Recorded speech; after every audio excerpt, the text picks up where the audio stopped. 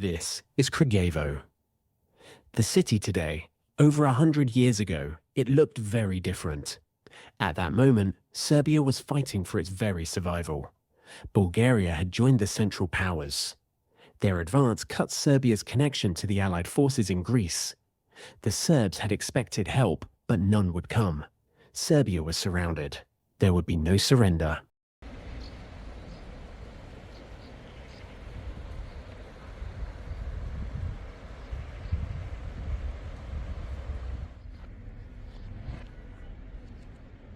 In a house belonging to a local merchant, the Serbian leadership gathered.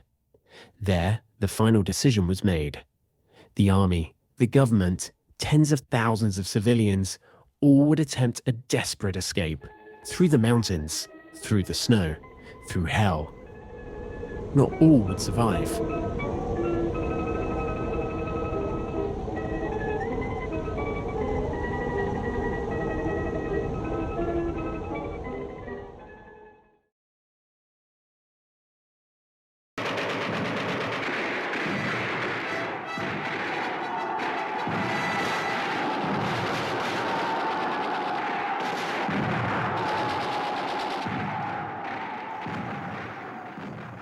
After a stunning victory at the Battle of Sea, a small Balkan kingdom defied all odds, shocking the mighty Austro-Hungarian Empire and Germany. It was the first Allied victory of World War I.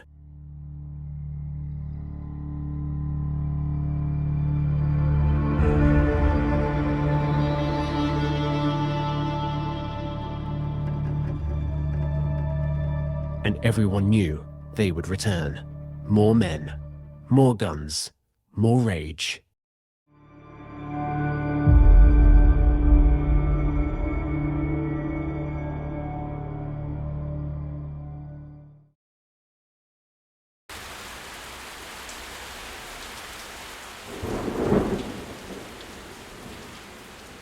November. It was already cold. Muddy paths swallowed the feet of thousands. Mothers carried their children in their arms. Old men, wounded soldiers, barefoot refugees, all moving south. They were not alone. Among them British and Russian sailors who had fought on the Sava River. Doctors and nurses from American, British and Danish medical missions captured Austro-Hungarian prisoners.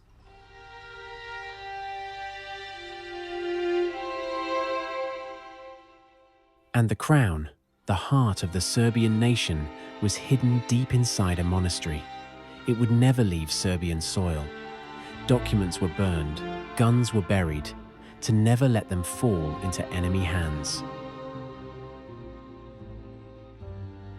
3 columns now moved through the frozen mountains, north, central, south.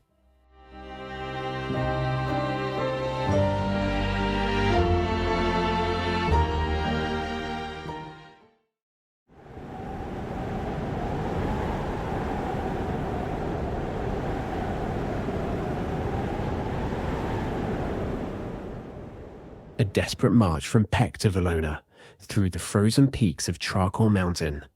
Snowdrifts 2 meters deep. Temperatures plunging to -20. Here, the 1st, 2nd and 3rd Serbian armies, along with the defense of Belgrade troops, struggled forward, joined by tens of thousands of refugees and Allied missions. There was no shelter, no food, no rest. Čakor became known as the Mountain of Death. Thousands perished from cold, hunger, and exhaustion. Among them, the gravely ill Field Marshal Radomir Putnik was carried in a simple carriage.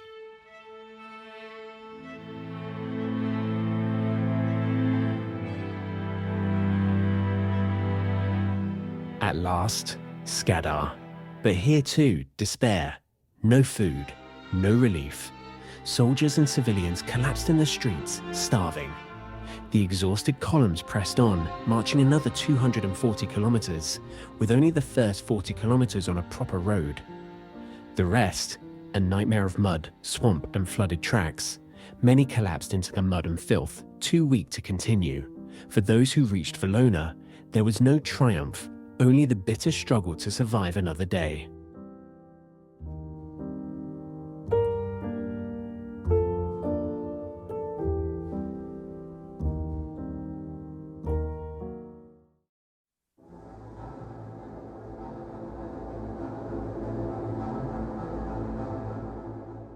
the most brutal route of all, from Prizren through the accursed mountains to Skadar and onward toward Valona.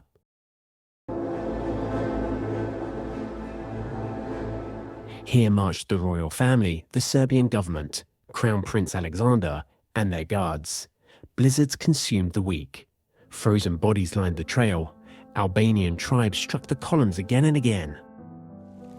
No shelter, no rest, no mercy. Marching with them, Colonel Fournier, whose reports would later press the French government to act. At St. Jovan Madovsky, the sea lay before their eyes.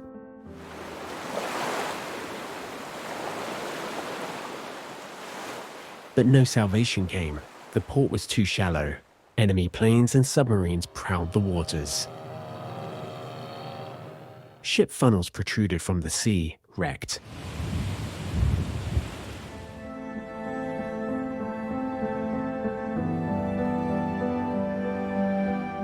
Survivors waited helplessly on the beach. Many froze to death beside the cold ashes of their fires. Others starved or succumbed to disease. The sea was there, but still out of reach.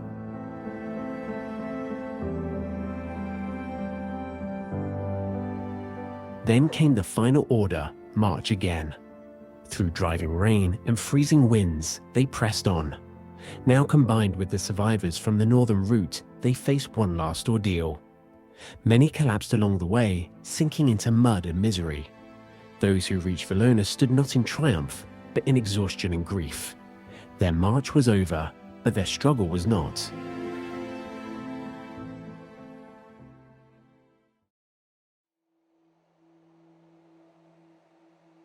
The shortest but deadliest route of all. From Prizren through the Albanian mountains toward Valona. Here marched 33,000 young recruits, boys aged 17 to 19, poorly trained, barely armed, meant to fill the ranks of a shattered army. Alongside them, Austro-Hungarian prisoners and the Timok army. They crossed the accursed mountains with no shelter, no food, no rest, cold, hunger, exhaustion. Frozen bodies marked the trail. Austrian forces were not far behind.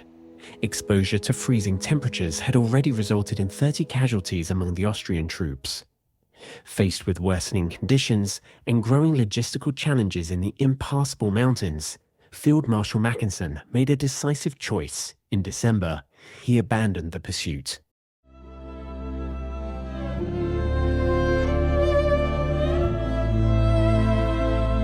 Of the 33,000 recruits who began the march, barely 4,000 would survive. Those who reached Valona arrived shattered in body and spirit, starving, sick, many unable to walk. For them, survival itself was the only victory.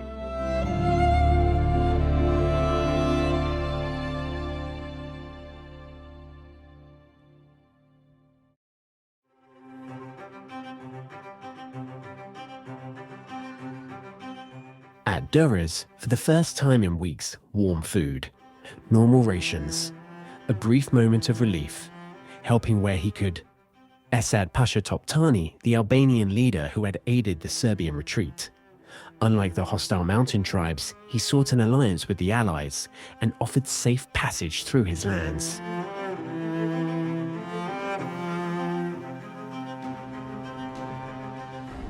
Admiral Sir Ernest Trubridge took charge of the evacuation of what remained of the Serbian army and of thousands of civilians.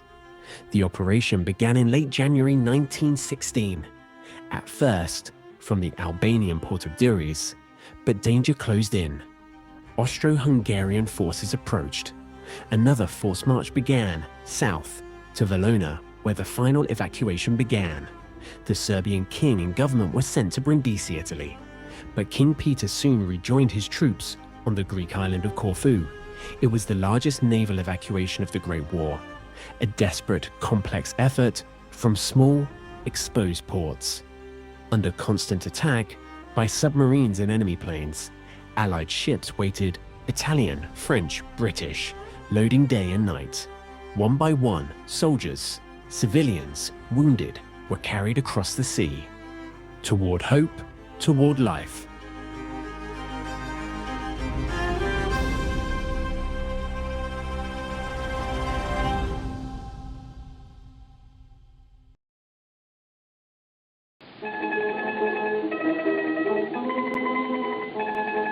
Across the sea, hope awaited.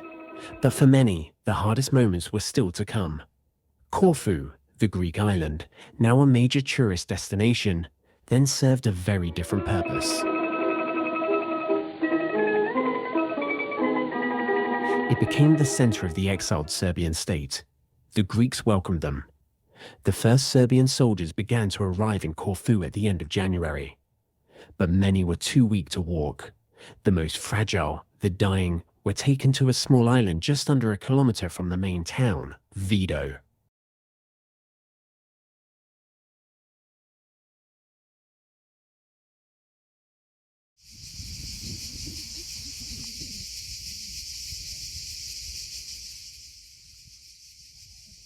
An island that would forever be remembered as the Island of Death.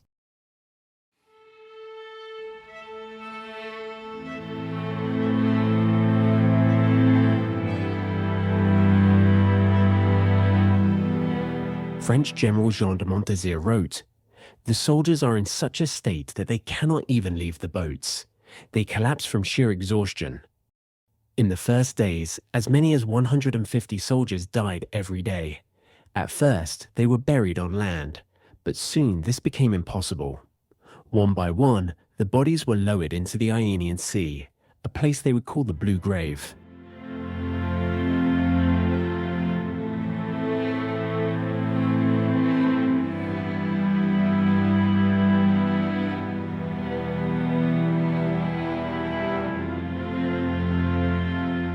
And it was here, on Corfu, that the haunting song Tamo Daleko, Far Away, was born. A song of longing for their lost homeland. A song that became iconic for generations of Serbs.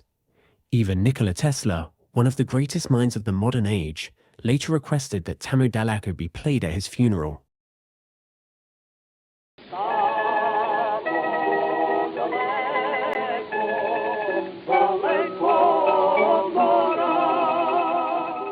Even today, stories of Serbian soldiers singing on Corfu live on, passed from generation to generation. But amidst the grief, life began again. The sun, the sea, the olive trees. With a mild climate and regular food, the Serbian soldiers recovered remarkably fast. After a month, they began to train again. A newspaper, printed in Serbian, was published on the island. For 3 months they remained on Corfu, then transported by French ships to Salonika to begin new marches, to fight new battles. On the road to final liberation in 1918. And in all their time on Corfu, not a single theft, fight, or incident was recorded. Until the very end of the war, Corfu would remain the heart of the Serbian state in exile. The first Serbian troops departed Corfu in mid-April 1916. Their war would continue. Serbia would emerge from the Great War victorious, but at a terrible cost, more than 1,247,000 lives lost, and the road they had taken was a road only those who truly believed could endure.